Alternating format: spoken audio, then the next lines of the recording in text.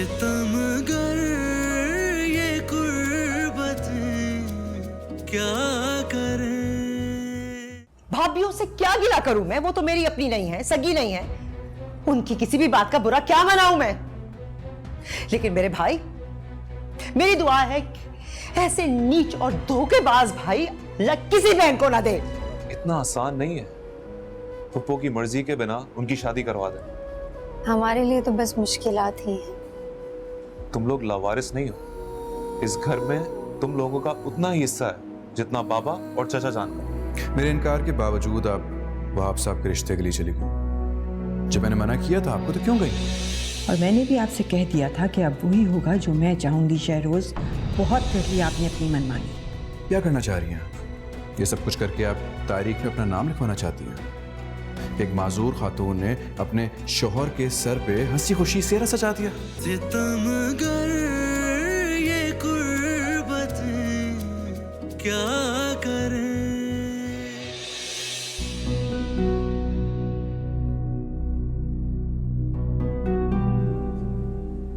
वकील के पास से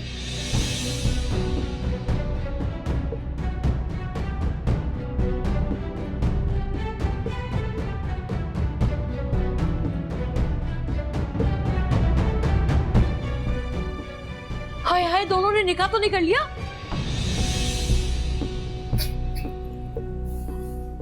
इंसान की जैसी सोच होती है ना, वो वैसे ही सोचता है। बेटा तो ये आपका है, लेकिन शुक्र है खुदा का, इस पर आपका कोई रंग नहीं चढ़ा।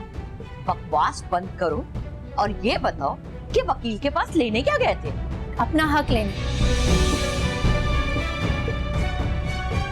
इस घर पर, इस जायदाद पर जितना आप लोगों का हक है, उतना ही मेरी माँ का भी हक है। तैयार हो जाएं आप लोग अदालत की पेशियां भुगतने के लिए।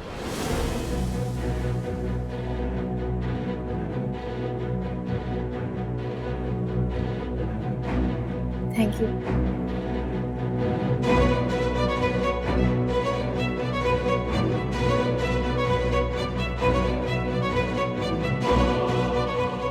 तो इसलिए तुम घर वापस आए? करती हूँ मैं तुम्हारे बाप से बात।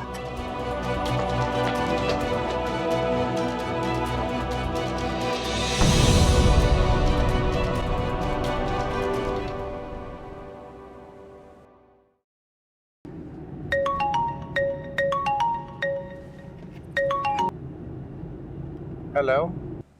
जहां कहीं भी है ना, फौरन घर पहुंचे। खैर तो है? तुम्हारे बेटे ने आते ही कोई नया चांद तो नहीं चढ़ा दिया? अब के तो ऐसा चांद चढ़ेगा ना कि सारी दुनिया हमारा तमाशा देखेगी। बात तो बताओ क्या है? आप जल्दी घर तो पहुंचे, फिर बताती हूँ। अच्छा ठीक है, आ रहा हूँ। अरे आ रहा हूँ, आ रहा हूँ।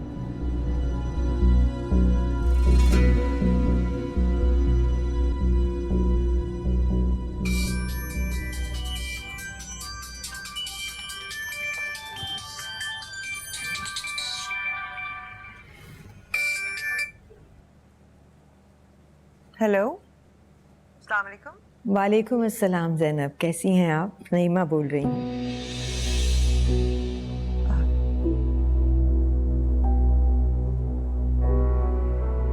हेलो, आपको बुरा लगा है मेरा फोन करना? नहीं नहीं नहीं। फिर क्या सोचा है आपने? परवीन के कई बार मुझे फ़ोन आ चुके हैं, लेकिन उससे बात करने से पहले मैं आपकी मर्ज़ी जानना चाहती थी, क्योंकि मुझे ये अंदाज़ा है कि मेरे हाँ करते ही आपकी भावज, आपके भाई आपको ज़ोर ज़बरदस्ती से इस रिश्ते के लिए राज़ी करने की कोशिश करेंगे। मैं चाहती हूँ कि अगर हाँ हो तो वो भी आपकी मर्ज़ी से हो, और अगर ना हो तो उसमें भी आपकी रजामंदी मेरे लिए बहुत इम्पोर्टेंट है। क्या मेरा इनकार मेरा नाम लिए बगैर आप उन तक पहुंचा सकती हैं? हाँ, मैंने यही सोचा था कि अगर आपकी रजामंदी मुझे ना मिली तो मैं अपनी तरफ से इनकार करूंगी। तो फिर आप मेरा इनकार उन तक पहुंचा दीजिए। ठीक है ज़ैनब, गो मुझे आपके इनकार से बहुत सदमा पहुंचा है, लेकिन मैं अपनी तरफ से उन्हें ना कर देती हूँ। ठीक है? शुक्रिया। ज़ैनब, शुक्रिया बाद में अदा कीजिएगा, पहले आप अपनी और अपनी बच्ची की मुस्तकिल हिफाजत का बंदोबस्त कर लीजिए। मैं समझी नहीं। आपसे मिलकर मुझे लगा था ज़ैनब कि आप बहुत समझदार हैं, लेकिन आज एहसास हो रहा है कि आप बहुत ही सादा और मासूम इंसान हैं। आपको क्या लगता है मेरे इनकार के बाद आपके भाई और भावज के दिल से आपको निकाल बाहर करने का ख्याल खत्म हो जाएगा? नहीं ना?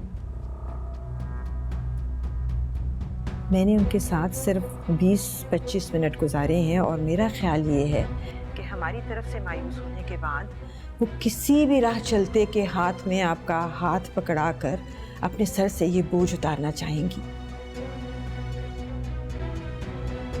आपने तो उनके साथ जिंदगी गुजारी है, आप तो उनकी नेचर को अच्छी तरह समझती होंगी। पता नहीं आपकी कोई कमजोरी है जिसका वो फायदा उठाना चाह रहे हैं, या फिर कोई जायदाद का चक्कर है। मेरी बस एक रिक्वेस्ट है आपसे, जल्दबाजी में कोई फैसला ना करें, थोड़ा वक्त और लीजिए, मुझे भी कोई जल्दी नहीं है। बस मुझे आप और आपकी बेटी बहुत पसंद आए हैं। आप चाहें तो हमसे निकाह में कोई भी शर्त लिखवा सकती हैं। आपके कोई भी खदशात हों, कोई भी डर हो, आप मुझे बता सकती हैं। मैं हद्दुल इम्कान अज़ाला करने की कोशिश करूंगी। आपकी बेटी को हम अपनी बेटी बना के रखेंगे। उसकी तालीम के अखराजात, शादी के सारे अखराजात मेरी और बाप की जिम्मेदारी होंगे।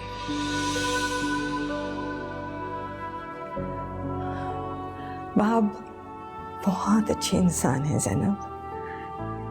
इस बात का अंदाज़ा आप ऐसे लगा सकती हैं कि मैं खुद उनकी बीवी होकर आपको उनकी ज़िंदगी में शामिल करना चाहती हूँ।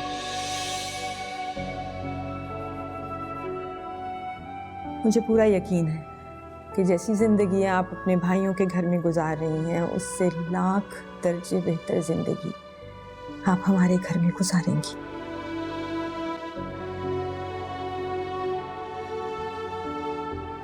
मुझे आपके जवाब का इंतज़ार रहेगा ज़ैनब। अपना ख्याल रखिएगा। अल्लाह हाफ़िज़।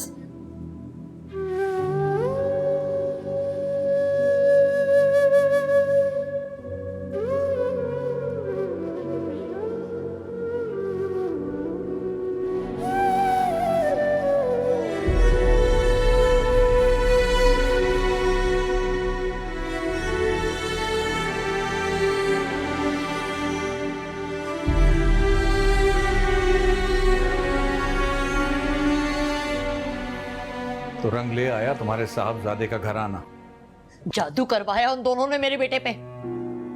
मेरा सुफियान ऐसा कब था? माफी मांगना तो दरकिनार, साहबजादे ने पिछले कई घंटे से अपनी शक्ल तक नहीं दिखाई। लेकिन उष्णा को लॉयर के ऑफिस का रास्ता जरूर दिखा दिया उन्होंने।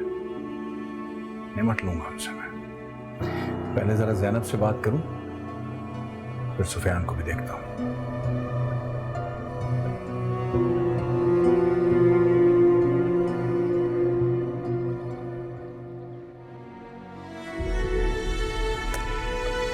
मामा चल खाना खा लो। भूख नहीं है मुझे, तुम खाओ। ऐसे कैसे भूख नहीं है? आपने कल से कुछ नहीं खाया। अगर ऐसे आप बीमार हो गई तो? होता ही तो नहीं है मुझे कुछ। कप्पा हो गया होता, अगर कुछ होना होता तो। मामा प्लीज ऐसी बातें तो मत करें। मेरी उम्र भी आपको लग जाए। आप इतनी जल्दी हार क्यों मान रही हैं? आप देखिएगा, बहुत जल्द सब ठीक हो जाएगा। कुछ ठीक नहीं होगा। ठीक हो जाएगा। बहुत उलझ गई हूं मैं, उलझती ही चली जा रही हूँ। सुलझाने के लिए किसी सिरे को पकड़ने की कोशिश करती हूँ तो और उलझ जाती हूँ। कोई रास्ता दिखाई नहीं देता मुझे। इस मुश्किल में अल्लाह ताला ने डाला है, तो अल्लाह ताला ही हमें इस मुश्किल से निकालेगा। आज कॉलेज जाने की बजाय मैं लॉयर के पास गई थी। क्या? लॉयर के पास? क्यों? मैंने लॉयर को आपकी तरफ से केस फाइल करने के लिए कह दिया। हम आपकी प्रॉपर्टी के लिए केस करेंगे। ये जो लोग हैं ना, आपको और मुझे कमजोर, लावारिस समझते हैं, इसीलिए हम पर अपनी मर्जी के फैसले थोप रहे हैं ताकि वो इस बात से बाज आ जाएं। तुम्हें मुझसे पूछना तो चाहिए था, ऐसे कैसे चलेगी? मम्मा प्लीज, मैं जो करना चाहती हूँ मुझे करने दें। इस तरह आपको घुट घुट कर रोता देखना मेरे बस में नहीं है, नहीं बर्दाश्त होता मुझसे ये। हम नहीं, ये लोग रोएंगे। सब इतना आसान नहीं है जितना तुम समझ रही हो। सब हो जाएगा।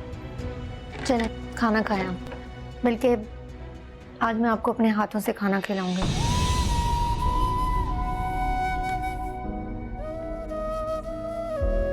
मम्मा,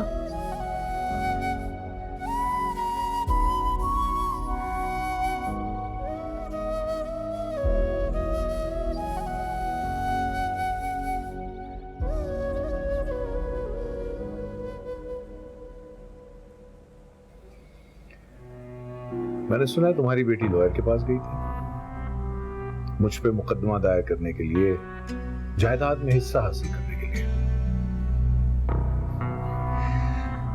तुम उसे बता क्यों नहीं रही हो? उसे समझाओ कि उसके मुकदमे का कोई फायदा नहीं है, क्योंकि जायदाद में अडॉप्टेड बच्चों को कोई हिस्सा नहीं मिला करता। जिस दिन इस घर से बाहर कदम निकालना ना केस करने के लिए, उस दिन अपनी उस बच्ची का सर्टिफिकेट, बर्थ सर्टिफिकेट भी अपने साथ लेके जाना, दिखाने के लिए अदालत में। शादी नहीं करना चाहती ना करो, और अगर तुम मुझ पे मुकदमा करना चाहती हो जायदाद में हिस्से के लिए, वो तुम कर सकती हो।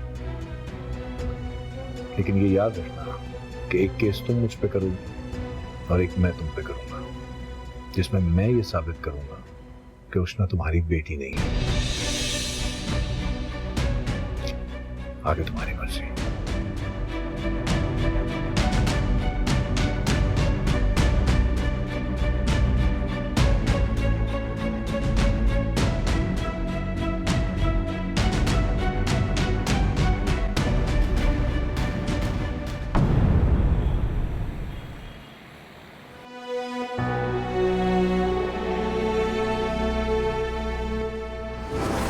या मेरे मालिक, मैं इतनी मजबूत नहीं हूं कि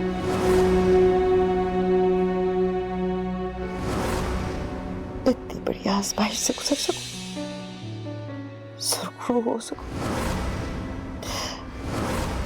तू मुझ पर रहम कर, मेरे लिए आसानी पैदा कर दे,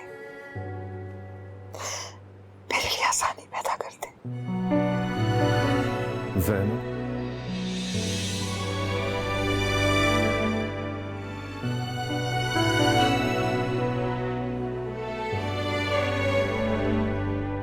तुम अपना ख्याल नहीं रख रही?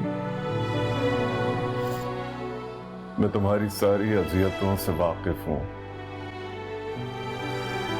उन सब बातों से बाखबर हूं कि मेरे बाद तुम पर और उष्णा पर क्या गुजर रही है।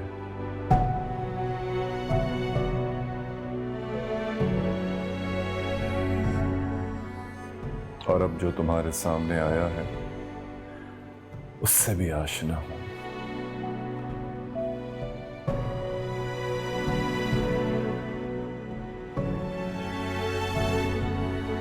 उसके साथ खुश रहोगी।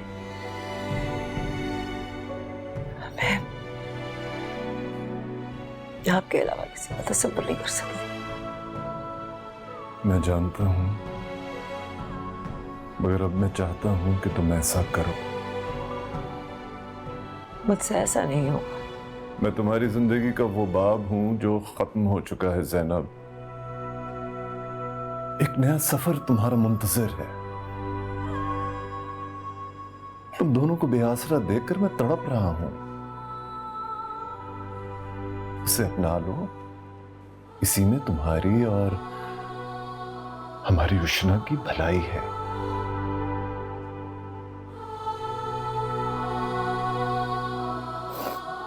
नहीं होगा मुझसे। करना होगा ज़ैनब, अपने लिए, उष्णा के लिए। मेरी उष्णा का ख्याल रखना, हाँ कर देना उसे।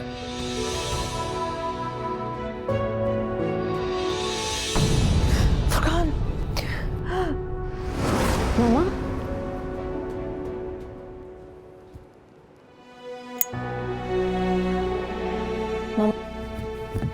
क्या हुआ आपको?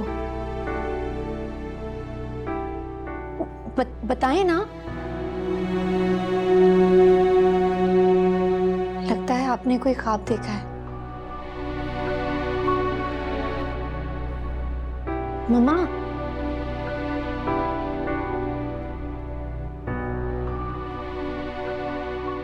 चलें, आप सो जाएं।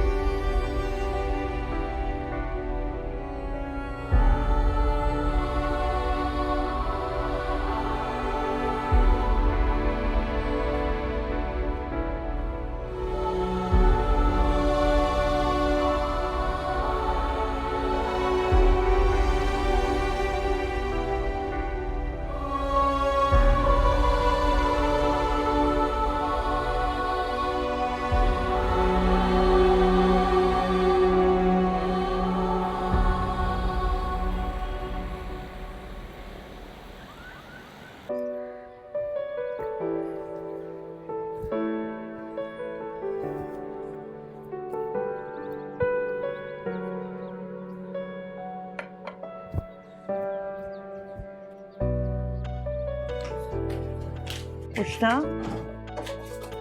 देखो मैं तुम्हारे लिए नाश्ता बना के लाई हूँ। आओ नाश्ता कर लो। मम्मा मुझे बहुत देर हो रही है। कहीं जा रही हो तुम? हाँ, वो मैंने एक दो स्कूल्स में अपनी सीवी ड्रॉप की थी, तो वहाँ से एक कॉल आई है, उन्हें एक टीचर की ज़रूरत है अर्जेंट। बस मैं इंटरव्यू के लिए जा रही हूँ। आप दुआ करें कि ये जॉब हो जाए। इधर आओ मेरे पास, बैठो इधर, बैठ जाओ। तुम्हें कहीं जाने की जरूरत नहीं है। पहले तुम आराम से नाश्ता करो, उसके बाद मेरे साथ पैकिंग करो। पैकिंग? इसका मतलब हम फिर कहीं शिफ्ट हो रहे हैं? लेकिन मम्मा, कहीं जाने के लिए भी तो पैसे तो चाहिए होंगे ना? जहाँ हम शिफ्ट कर रहे हैं ना, वहाँ हमें किसी चीज़ की ज़रूरत नहीं होगी, पैसों की भी नहीं। ऐसी कौन सी जगह है जहाँ आप जाएंगे तो पैसों की ज़रूरत नहीं होगी? मैंने वहाब साहब से शादी के लिए हाँ कहा। क्या? क्या मतलब? आप कह क्या रही हैं? होश में हैं आप? और आप ऐसा सोच भी कैसे सकती हैं मम्मा, और क्यों? I don't believe this. उष्णा, मेरी बात सुनो और समझने की कोशिश करो। No!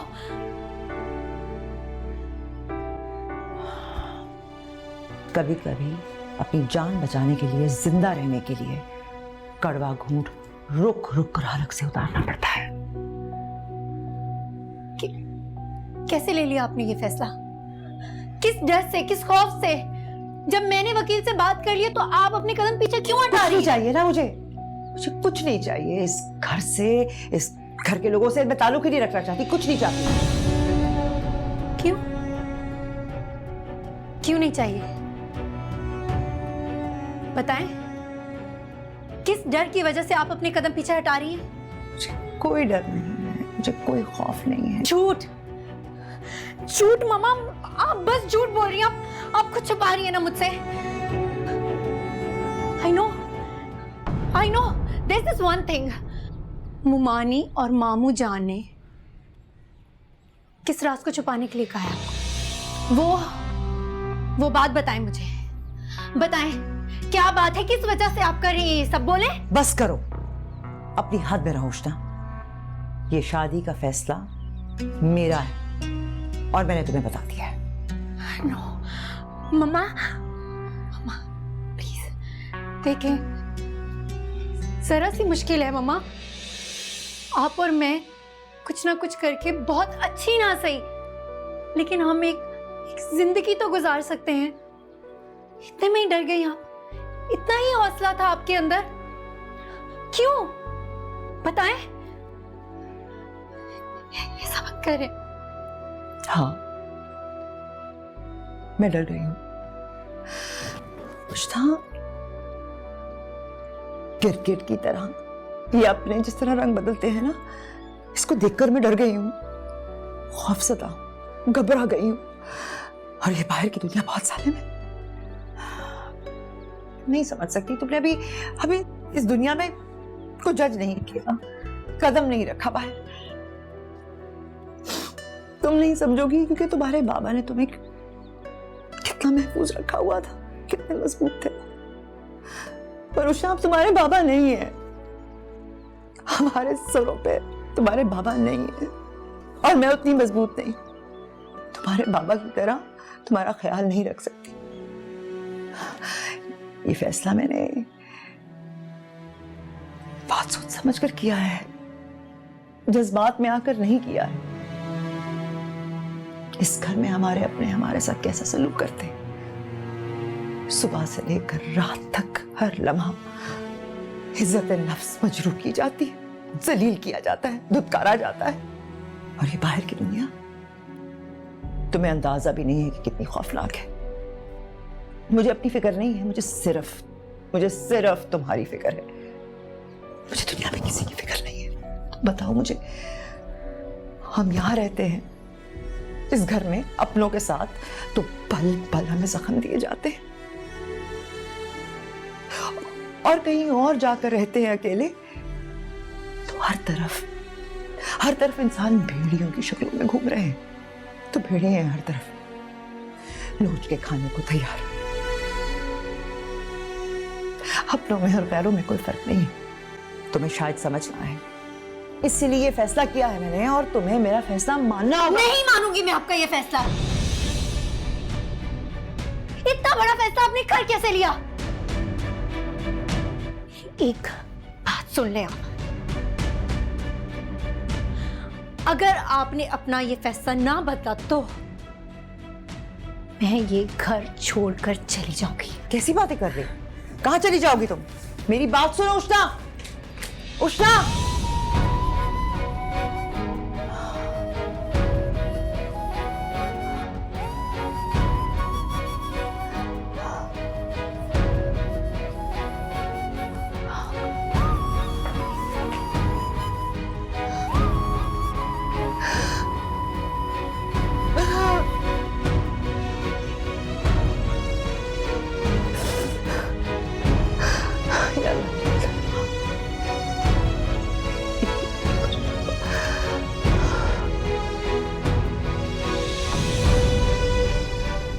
आपको बता नहीं सकती आपकी हाँ ने कितनी खुशी दी है मुझे। हाँ तो करना ही थी कि ये फैसला मैंने सिर्फ उष्णा की वजह से किया है, उसके साथ कोई ज्यादती ना हो। अपने फैसले की जस्टिफिकेशन के लिए जो दलील आप मेरे पास लेकर आई हैं ना, वो मेरे लिए ना काबिल कबूल है। सितमगर ये कुर्बतें क्या करें। इतना फिसाद हुआ कि बात करनी याद ही नहीं रही। साहबजादे आए थे तुम्हारे दफ्तर, शोर शराबा करके गए। अब नौकरी भी करनी है उनको तो मेरे ही दफ्तर। जब से ज़ैनब इस घर में आई है ना, हंगामे तो इस घर का मुकद्दर बन गए। लेकिन रफाकत, मुझे बहुत खुशी है कि मेरा बेटा वापस आ गया। अगर वो आपके साथ काम करना चाहता है तो इसमें बुराई क्या है? अब ये सब कुछ उसी का ही तो है ना। तो ये ख्याल उनको पहले क्यों नहीं आया? अभी जिद क्यों चल रही है? सिर्फ इसलिए है ये सब कुछ कि मुझे नीचा दिखाना है। उसकी जिद में ही हमारी भलाई है। ज़ैनब को तो आपने चुप करा दिया है। उष्ना चुप नहीं बैठेगी, खासकर जब तक सुफियान की सपोर्ट उसे हासिल है। आप सुफियान को ऑफिस में इतना बिजी कर दें कि उसे इन झमेलों में पड़ने का वक्त ही ना मिले। खुद ही सोचे रफाकत, एक ही धमकी से हम कब तक ज़ैनब को डराते रहेंगे? हाँ, और अगर वाकई उष्ना वकीलों के चक्कर में पड़ गई और असली विल उसके हाथ लग गई तो हमारे हाथ से तो सब कुछ जाएगा। और रफाकत, जब बेटों के कद बराबर हो जाए ना तो उन्हें प्यार से समझाना पड़ता है।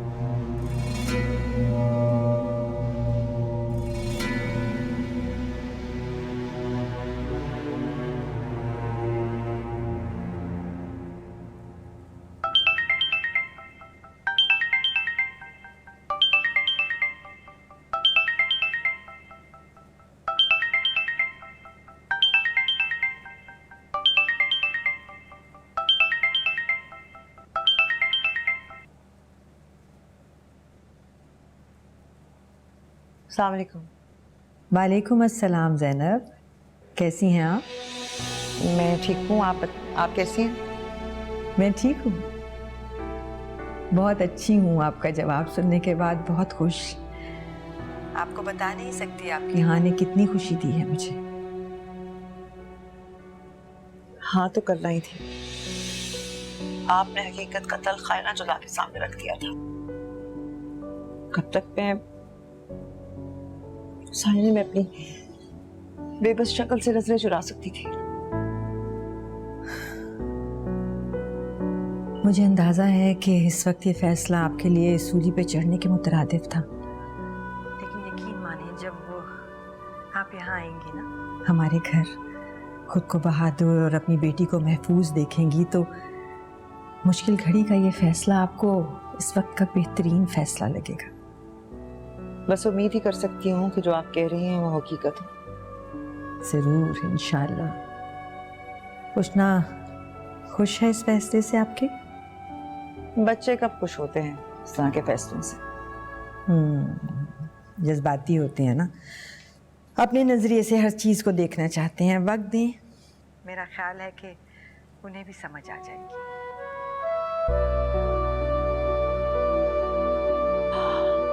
आप समझ सकती हैं ना कि ये फैसला मैंने सिर्फ उष्णा की वजह से किया है,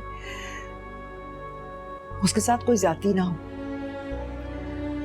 आप बिल्कुल फिक्र मत करें, मुझे अल्लाह ने एक बेटा दिया है। मैं समझती हूँ कि मुझे एक बेटी भी मिल गई। और अगर आप ये बात ना भी कहती ना तो यकीन माने मैंने उष्णा के साथ कभी कोई ज्यादती नहीं होने देनी थी। मेरा मान रखिएगा, भरोसा किया है मैंने आप पे। इंशाल्लाह। अच्छा, मैं परवीन को कॉल करके अपना जवाब बता देती हूँ ताकि आपके भाई और भाभीयों तक मेरी हाँ पहुँच जाए। ठीक है? जैसा आप मुनासिब समझे। ठीक है, चलिए अपना ख्याल रखिएगा। जी, अल्लाह हाफिज। खुदा हाफिज।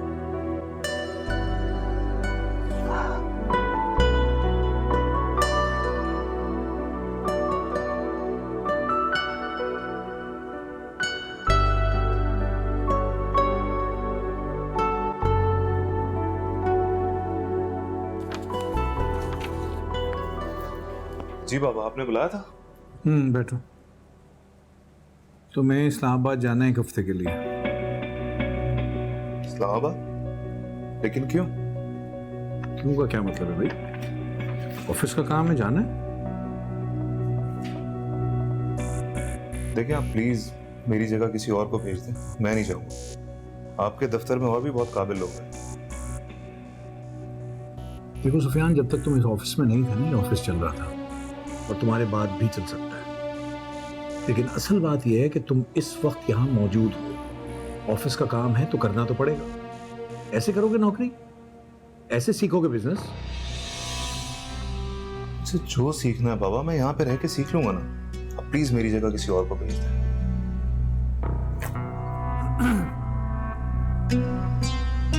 उष्णा से शादी करना चाहते हो या नहीं?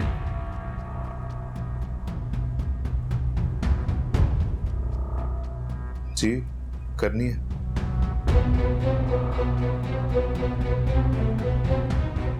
लेकिन मेरी आपसे एक रिक्वेस्ट है, आप प्लीज पप्पू के साथ कोई जबरदस्ती मत करें। उनको अपनी जिंदगी के फैसले खुद करने दें। पहले जाके देखो कि किस घर का इंतखाब किया हमने उसके लिए, क्या स्टेटस है उन लोगों का। अरे चंद दिन गुजरेंगे, समझ आ जाएगी उसे। ज़ैनब अपने मुंह से तारीफ करेगी उस आदमी की। क्या तुम उष्णा को शादी के बाद एक अच्छा स्टेटस, एक अच्छी लाइफ देना नहीं चाहते? तो ज़ैनब का क्या कसूर? जहां तक मैं आपकी बात समझ रहा हूं, आप मेरे और उष्णा के रिश्ते के लिए मान गए हैं। हाँ मान गया, और कोई चॉइस है मेरे पास? बेटे की ख्वाहिश यही है, खुशी यही है, तो बिलाखिर बाप ने मानना ही है। मामा मना लूंगा उसको भी मैं, तुम रईसा की फिक्र ना करो। तुम सिर्फ कंसंट्रेट करो अपने बिजनेस पे, फोकस करो अपने काम पे। तुम क्या चाहते हो? किस मुंह से जाके मैं ज़ैनब से उसकी बेटी का हाथ मांगू? उसके लिए तुम्हें तवज्जो से अपने कारोबार पे ध्यान देना पड़ेगा। और रही बात ज़ैनब के हिस्से की, तो मैं कर रहा हूं कुछ इंतजाम, बहुत जल्द हम उसके पैसे भी उसको दे देंगे। ठीक है बाबा, मैं जाने के लिए तैयार हूं। गुड, जाओ जाके इस्लामाबाद जाने की तैयारी करो। तुम्हें कब किससे मीटिंग करनी है, क्या बात करनी है, मैं तुम्हें बाद में ब्रीफ करूंगा। समझ में आ गई बात? जाओ। ठीक है। और हाँ, एक बात का ख्याल रखना, तुम्हारी और उष्णा के रिश्ते की बात अभी किसी को ना पता चले, और तुम्हारे मुंह से तो बिल्कुल ना पता चले। जब मैं मुनासिब समझूंगा मैं खुद बता दूंगा जिसको बतानी है। तुम उष्णा से भी अभी कोई बात नहीं करोगे इसके मुताबिक? ठीक है, आप फिक्र मत करें, नहीं करूंगा। ठीक है, जाओ। ओके।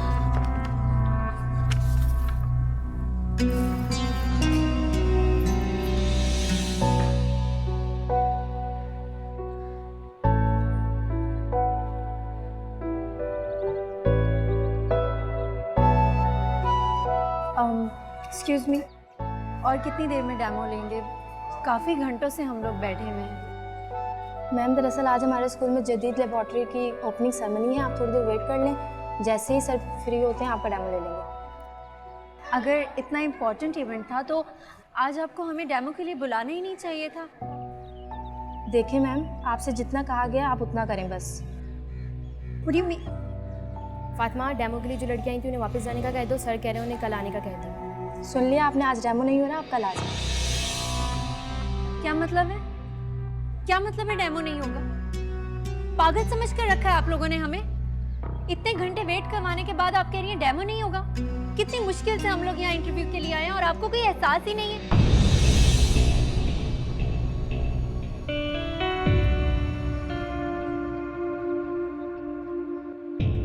Hello sir. हेलो, क्या चाल है आपका?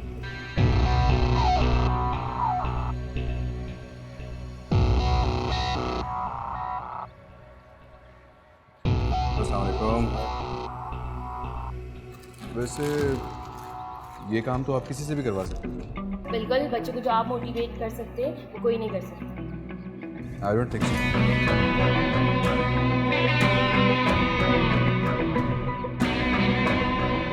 मैं मानो के सामने अच्छी खासी इंसल्ट करवा दिया आपने हमारी। अब इनके जाने के बाद सर हमारी क्लास लेंगे। क्लास तो वाकई आपकी बहुत अच्छी होनी चाहिए, इस तरह लोगों को बुलाकर उनकी मजबूरी का मजाक उड़ाने के लिए।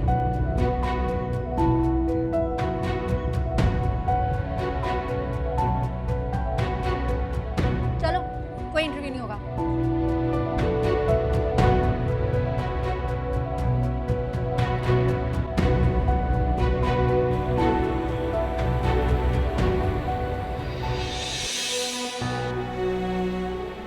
क्या जरूरी है कि मैं जहां भी जाऊं पहले से ये राजा बनके खड़े हुए?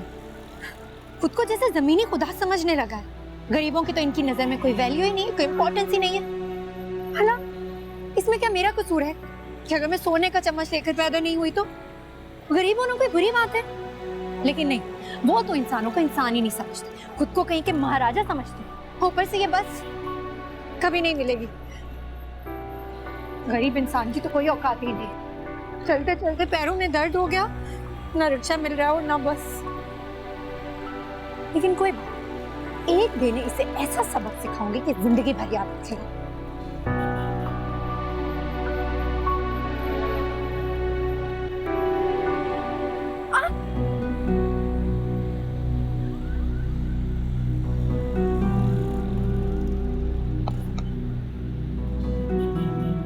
जूता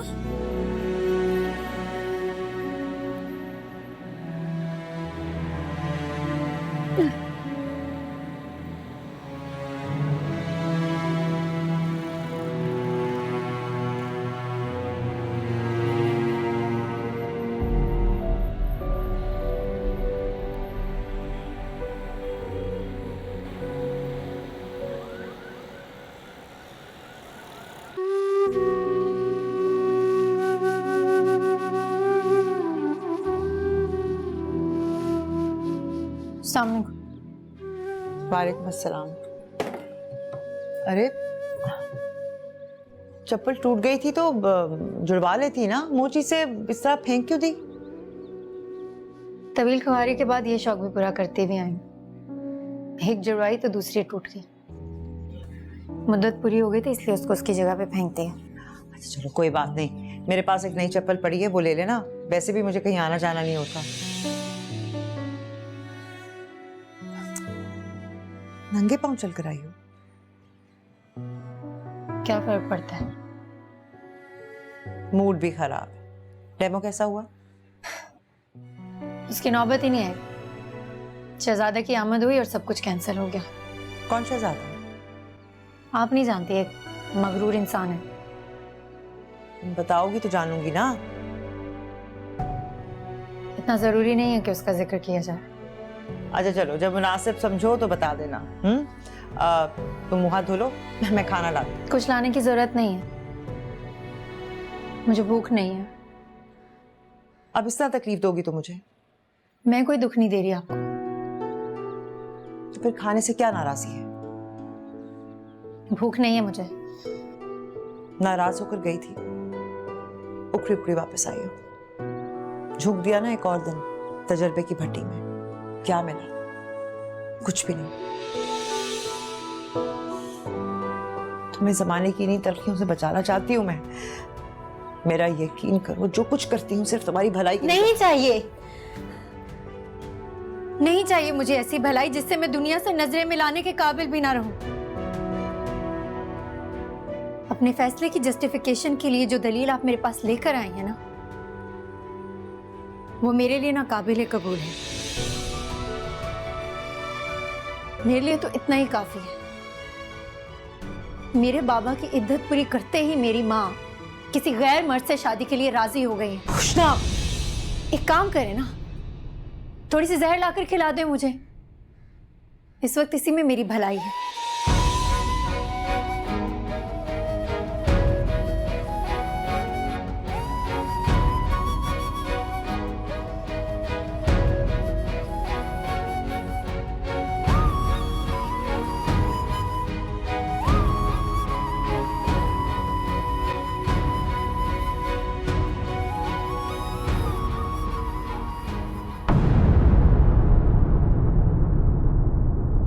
सितमगर ये कुर्बत क्या करें।